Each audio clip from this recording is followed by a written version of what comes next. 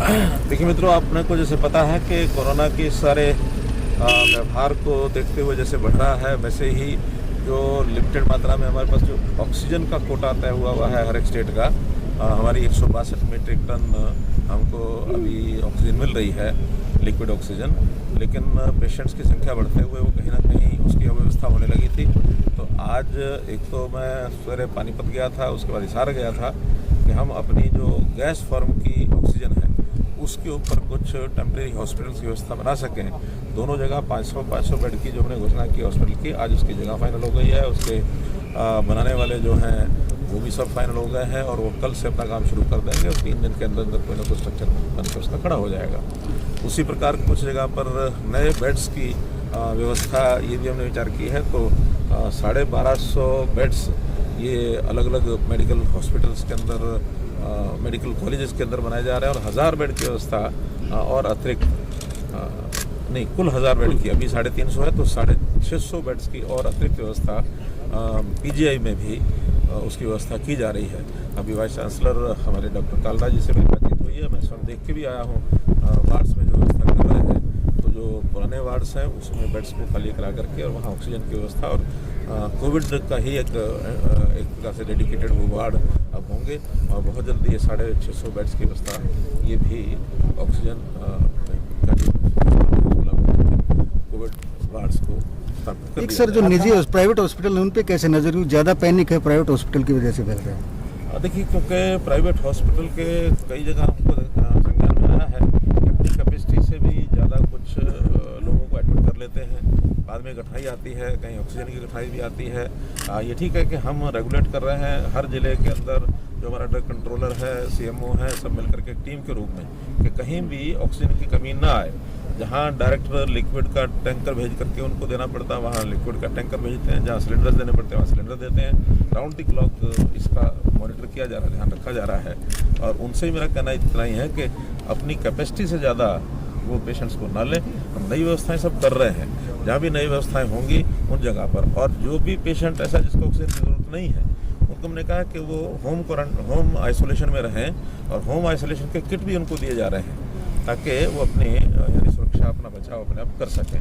तो इसलिए सब लोग मिल करके तालमेल बैठा करके काम करेंगे। हमारा एडमिनिस्ट्रेशन पूरे का पूरा दिन रात यानी ऑन देयर टोज खड़े हैं सब लोग, और मैं समझता हूँ कि पूरी मेहनत सेवा भाव से सब लोग कर रहे हैं। दूसरे राज्यों से ऑक्सीजन से जिन लोगों के पास हेल्थ पॉलिसीज हैं, प्राइवेट हॉस्पिटल उनको एडमिट करने से मना कर रहे हैं। देखिए, हर एक हॉस्पिटल की अपनी कुछ सीमाएं हैं। इस समय कार्ड और एंटाइटलमेंट और वो विषय नहीं है। आज तो इलाज की क्षमता जिसकी है वहाँ वो एडमिट कराएंगे, इलाज की क्षमता नहीं है स्वाभाविक वो नहीं कराएंगे। अगर इलाज की क्षमता से ज़्यादा अगर कोई एडमिट कर लिया तो फिर कार्ड बना ना बना उसका कोई अर्थ नहीं है।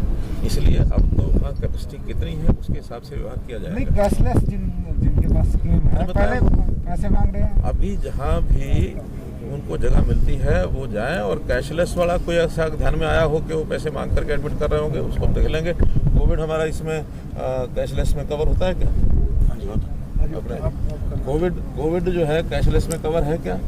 कोविड अभी नहीं है कवर। जो हमारे पीएससी बता रहे हैं और फिर भी जानकारी ले लेंगे कि कोविड अगर कवर नहीं है तो स्वाभाविक उसके पैसे लेंगे। एक सर, दूसरे राज्यों से जो ऑक्सीजन मिलनी थी, लिक्विड ऑक्सीजन, वो नहीं मिल पा रही थी। जैसे 2 दिन अपने यहाँ भी सप्लाई बाधित रही थी और बद्दी से आनी थी। ऐसा नहीं है, क्योंकि कोटा जो है अलग अलग जगह का तय है। हमारा हरियाणा का पानीपत से है, बद्दी से है, रुड़की से है और भिवाड़ी से है। इन सब स्थानों से और हिसार से है। तो इन सब स्थानों से कोटा हमारा 162 मीट्रिक टन का है। अब चूँकि सब जगह जब कम पड़ती है तो थोड़ा सा आगे पीछे हो जाती है। कहीं किसी दिन 2 ट्रक हमको कम मिल गए, कहीं किसी दूसरे को ज़्यादा मिल गया, किसी अगले दिन उनको कम मिले, हमको ज़्यादा मिले। उसका पूरा प्रॉपर एक हिसाब रखा जा रहा है और कोई भी कम ज़्यादा नहीं कर सकते। हाँ, चूँकि एकदम मांग बढ़ी है तो उस अफरा तफरी में चीज़ें होती हैं। अब चूँकि स्मूथ हो गया सारा, किसी प्रकार की कोई कठिनाई अभी नहीं है। लेकिन जैसे ट्रेंड चल रहा है इसमें हम प्रयत्न कर रहे हैं कि हमारा कोटा भी बढ़े। अब 162 की जगह हमने 240 मीट्रिक टन का कोटा इसके लिए आवेदन कर दिया है। और मैं समझता हूँ आजकल में क्यों उमाशंकर जी वो लगे हैं अपने, वो लगातार उनका काम हो गया। अच्छा, एक सर, जो कोटा है 162 से ऊपर कुछ 162 का जो कोटा ऑक्सीजन उसका जो हमने डिमांड की थी कुछ बढ़ा के अभी सर 180 हो गया है। अब 180 हो गया। और ये बोकारो सर जमशेदपुर से 20 MT और एलोकेट। हाँ, तो उसके अलावा 200 हाँ, तो जमशेदपुर से भी हमने जो कोटा हमने रिलीज अपना कराया है तो 20 मीट्रिक टन वहाँ से और मिला है, तो ये 200 हो गया है।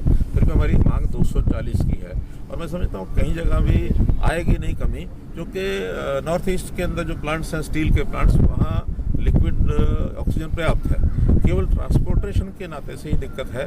अभी मेरी नवीन जिंदल जी से बात हुई, उनका जी हमारे वहाँ पर्याप्त है, इसलिए आप हमारे कोटा हमारे नाम से कराइए, हम भी आपको 5 मीट्रिक टन वहाँ से डेली भेजेंगे। तो ऐसे बहुत लोग ऑफर कर रहे हैं, बस इतना है कि व्यवस्थाओं में जितना देर लग रही है। अच्छा, शासन का, मेडिकल का, शाम होते ही सबके फोन बंद हो जाते हैं, कोई किसी को रिलीफ की बात नहीं करता। कहीं नहीं, ऐसा नहीं है, हम भी आकर फोन करते हैं, लगातार चलते हैं फोन। आपका फोन तो उठाएंगे, आप सीएम हैं, आम जनता का फोन नहीं उठता है। कल रात 11 बजे हाथ खड़े कर दिए गए पीजीआई ने सब व्यवस्था। कल रात को 11 बजे क्या हुआ, ऑक्सीजन का प्रेशर कम हो। अब ऑक्सीजन के कम प्रेशर में अगर वो एडमिशन करना शुरू करेंगे, इसका मतलब जो पहले से एडमिट हैं उनकी देखभाल करने की आवश्यकता नहीं है क्या उनकी? इतने समय में उनके पास प्रेशर कम था, उन्होंने उसको बंद रखा, जैसे ही प्रेशर ठीक हो गया दोबारा से एडमिशन शुरू कर दिया। हाँ जी कर दिया ना? हाँ जी, कर अब दिया। दोबारा से एडमिशन शुरू हो गए हैं, इसलिए इतना कोऑपरेशन हम सबको ध्यान रखना चाहिए। हर किसी की लिमिटेशंस का ध्यान रख करके हम आगे बढ़े, इतना ही।